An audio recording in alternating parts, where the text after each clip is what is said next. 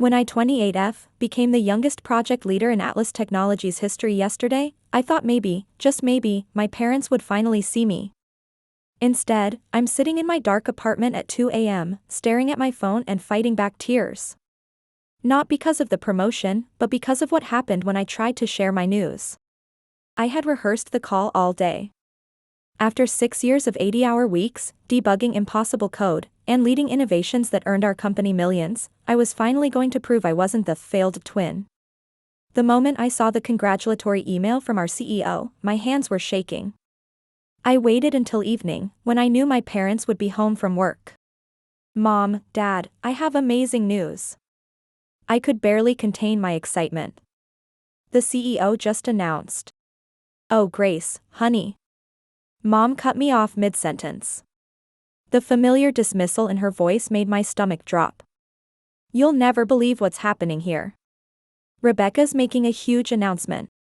I heard champagne popping in the background, followed by my sister's practiced laugh, the one she uses at business networking events. "I'm starting my own marketing firm." Rebecca's voice rang out. "Daddy already promised $475,000 in seed funding. Princess, it's your moment." Dad's booming voice came through. "We're transferring the money tomorrow morning. We're taking out a second mortgage, but for our star daughter? Worth every penny." My promotion evaporated into nothing.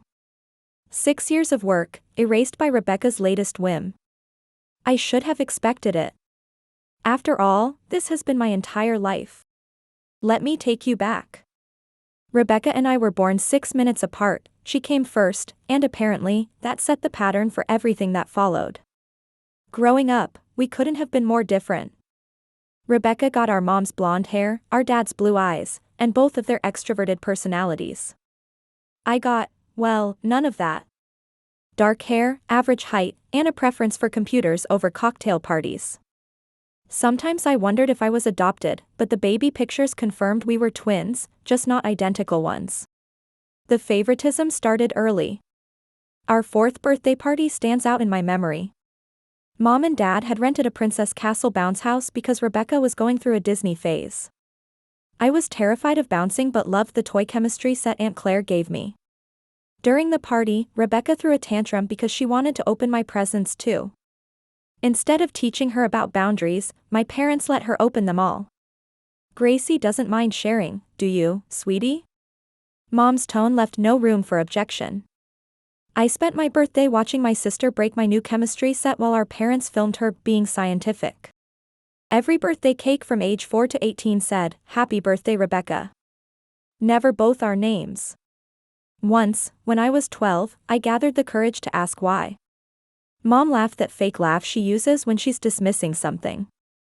"Oh honey, everyone knows it's your birthday too. We don't need to write it." But they wrote Rebecca's name. Every single year. The pattern continued through elementary school. Rebecca was cast as the lead in every school play while I was relegated to the tech crew. But you know what? I fell in love with the lighting board and sound systems. By 6th grade, I could program complex light sequences that made Rebecca's performances shine. Did my parents notice? No. They were too busy bragging about their little star. High school brought the most blatant display of favoritism yet.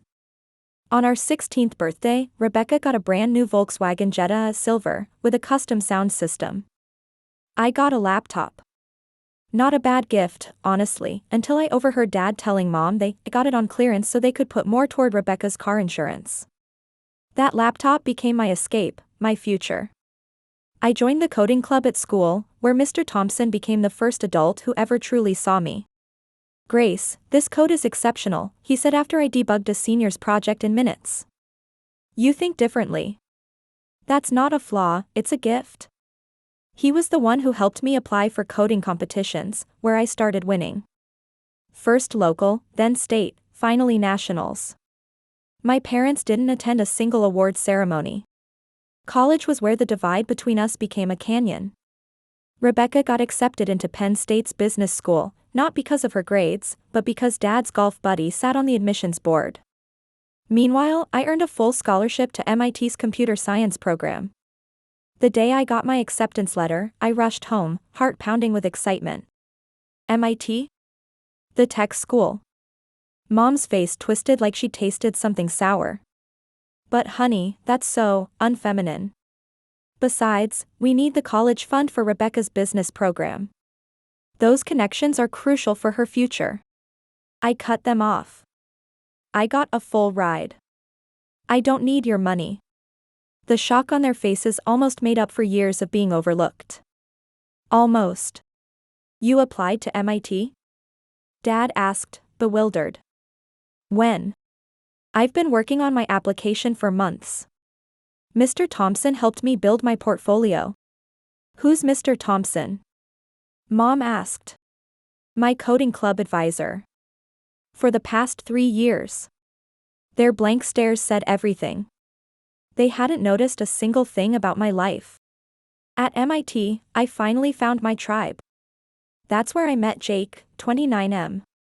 We were both awkward, both obsessed with coding, and both had ideas bigger than ourselves.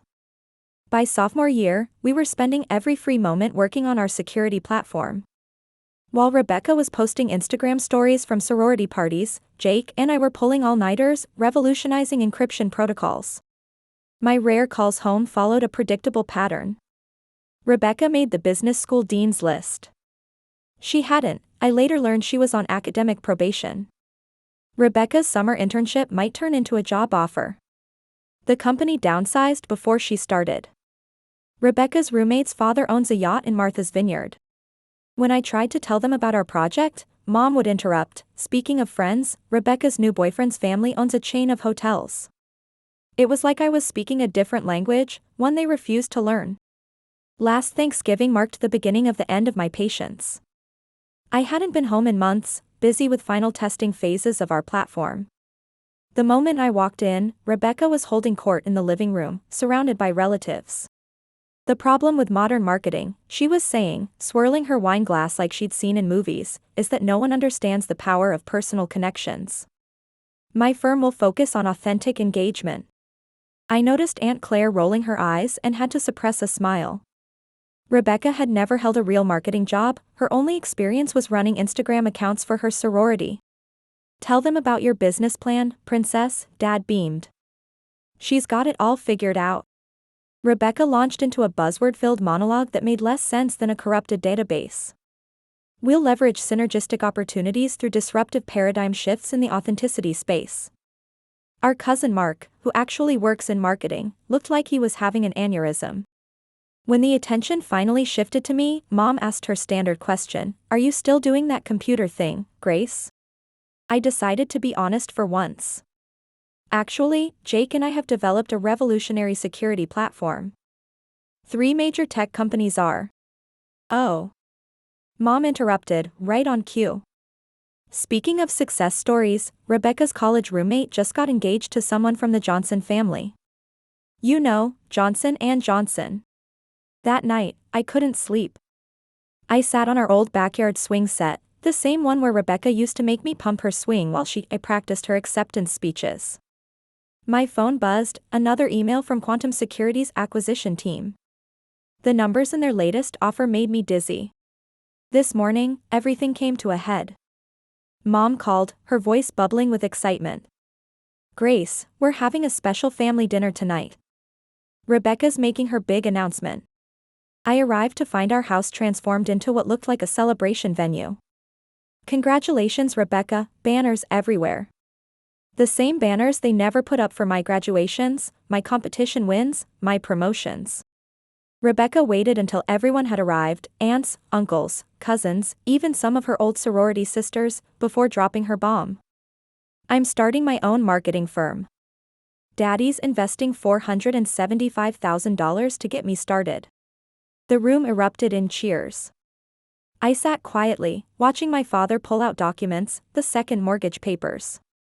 They're betting everything on Rebecca's a sure thing. Then came my gift. Mom handed me a wrapped package with a proud smile. We got you something too, honey. Inside was a book, How to Become a Millionaire, a step-by-step guide. We thought this would help you on your path, Mom said brightly.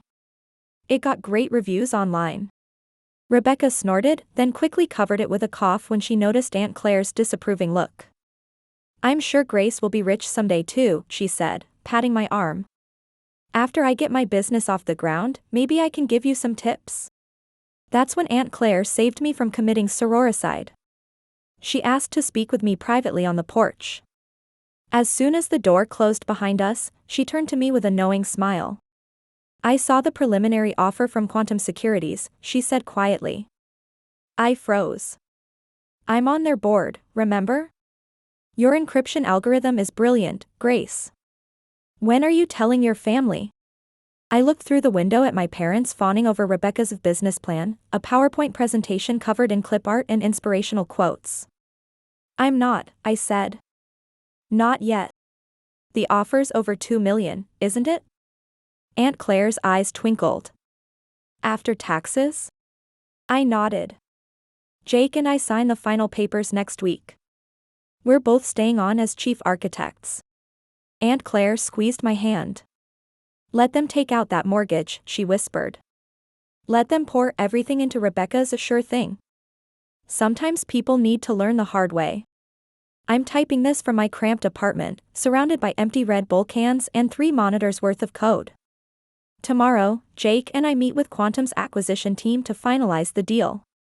The term sheet on my desk has enough zeros to make Rebecca's $475,000 look like lunch money. Soon, very soon, they'll understand exactly what they've been overlooking all these years. And when Rebecca's authentic engagement business inevitably fails, when they come begging for help with their mortgage, I'll send them a copy of How to Become a Millionaire. Sometimes karma needs a little push. Update 1. It's been exactly 1 week since Jake and I signed the acquisition deal with Quantum Securities. After taxes, we each walked away with $2.3 million plus significant equity stakes as chief architects. I haven't told my family yet, but karma is already working its magic. Yesterday, Rebecca launched her marketing firm with a disaster of an opening event. She'd rented an obscenely expensive venue in downtown Boston, invited every LinkedIn connection she had, and hired a DJ who apparently only knew how to play early 2000s boy band hits. The whole thing screamed, I have more money than sense. I wasn't planning to attend, but Aunt Claire convinced me to come watch the train wreck. Consider it an investment in your satisfaction, she whispered as we stood in the back, watching Rebecca stumble through her presentation. Our mission is to, revolutionize the marketing paradigm through, hold on, I had this memorized. Rebecca frantically flipped through her note cards while potential clients exchanged concerned glances. Her PowerPoint was full of typos and clip art, and her innovative business model seemed to consist entirely of cold calling companies to offer them exposure on social media. Dad kept trying to salvage the situation, interrupting with awkward jokes and explaining that his princess is just a little nervous. Mom was stress-eating all the expensive hors d'oeuvres they'd ordered. I noticed several people discreetly leaving before Rebecca even finished her pitch. The real entertainment came during the Q&A session. A marketing director from a local tech company asked about her projected ROI metrics. Rebecca's response? Oh, ROI is such an old-school concept. We're focused on spiritual returns, not just financial ones. I nearly choked on my sparkling water. Aunt Claire had to pretend she was coughing to hide her laughter. But here's where it gets really interesting. This morning, my phone exploded with notifications. First, a panicked call from Mom at 7 a.m. Grace, honey, we need to talk about something important. Your father and I have been thinking, you're so good with computers and numbers, maybe you could help Rebecca set up her business accounting system? I let it go to voicemail. Then came the texts from Rebecca. Hey sis. Quick favor, could you make me a website? Nothing fancy, just something professional looking. Some of the clients yesterday asked about our web presence. By the way, can you believe Mom and Dad spent $50,000 on that launch party? So embarrassing. $50,000. On a launch party. For a business with no clients, no plan, and no hope. Around noon, Dad called. His voice had that false cheerfulness he uses when he's terrified. Princess number 2. He's never called me that before, just wondering if you could stop by this weekend? We'd love to hear more about your work. Actually, funny story, remember that security company you mentioned? Quantum something? Well, I was golfing with Bob, and he said they just acquired some hot new technology. I smiled into the phone but said nothing. Let them sweat. Then came the bombshell. Aunt Claire called with the inside scoop. Mom and Dad didn't just take out a second mortgage for Rebecca's business. They emptied their retirement accounts. And they got 3 high-interest loans from different banks. Total debt, just over $800,000. They're betting everything on her, Aunt Claire said. And Grace. I saw her business plan. The real one, not the PowerPoint version. It's worse than you can imagine. She's already signed a year-long lease on luxury office space she can't afford, ordered $30,000 worth of custom-branded merchandise, and hired 3 of her sorority sisters as vice presidents of vibes. I leaned back in my ergonomic office chair, the only luxury I've allowed myself so far, and opened my banking app. $2.3 million. Still doesn't feel real. My phone buzzed again. A text from Rebecca. Some potential clients asked about our cybersecurity measures. That's like your thing, right? Could you maybe help? Pretty please. I started typing a response. Sorry, I'm busy working on my spiritual returns. But then I deleted it. Instead, I took a screenshot of my bank balance and hovered my thumb over the send button. The temptation to detonate this nuclear option was almost overwhelming. Not yet, though. The slow burn will be so much sweeter. This afternoon, I had a meeting with my financial advisor. As we discussed investment strategies, she mentioned something interesting. With the market as it is, there might be some good opportunities in distressed property sales over the next few months. Especially in residential areas. Really? I said, thinking of my parents' house. Tell me more about that. Mom just texted again. Grace, honey, please call us. We'd love to take you to dinner. Somewhere nice. We want to hear all about your work. Your father says he always knew you were the technical one. Too little, too late. The mortgage payment is due in 2 weeks. Rebecca hasn't signed a single client. And I'm about to become a millionaire tech executive while they become a cautionary tale about favoritism. Sometimes revenge is best served not cold, but in carefully calculated monthly installments. Update 2. Everything exploded last Sunday at what was supposed to be a family reconciliation dinner, Mom's desperate attempt to repair our relationship after learning about my success. What happened instead exposed decades of lies and destroyed whatever was left of our family's facade. I arrived at my childhood home to find not just my immediate family, but a full audience, aunts, uncles, cousins, even my grandmother who rarely leaves her nursing home. Mom had clearly planned this as a public pressure campaign.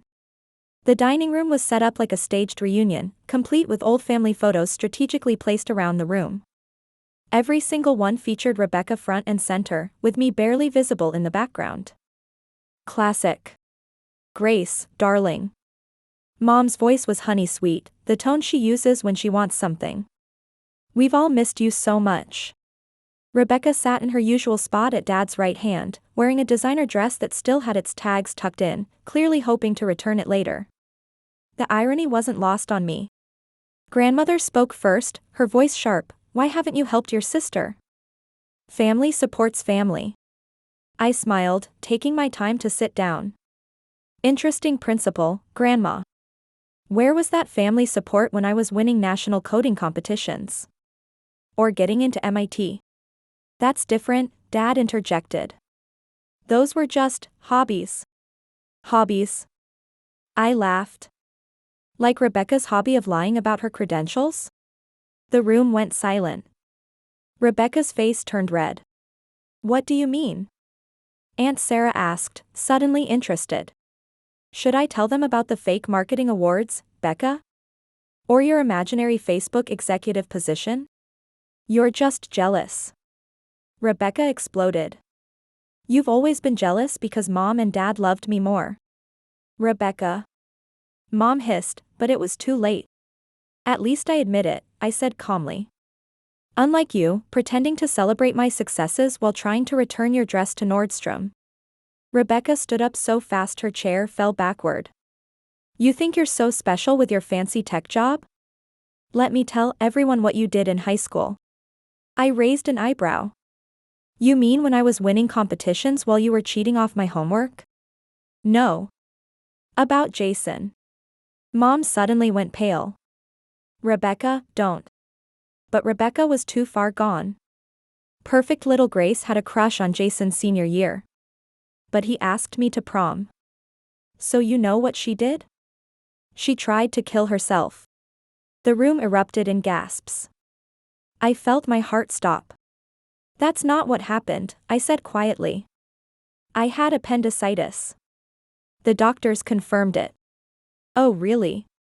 Rebecca sneered. Then why did I find this in Mom's drawer last month? She pulled out a wrinkled hospital report. My hands started shaking as I read it. Patient exhibits signs of severe depression, family conflict, sibling rivalry. I looked at Mom. You knew? You knew it wasn't appendicitis and you still. We had to protect the family image, Mom whispered. What would people think? Something broke inside me. Protect the family image? While your daughter was suffering. Oh, stop being dramatic, Rebecca rolled her eyes. You've always played the victim.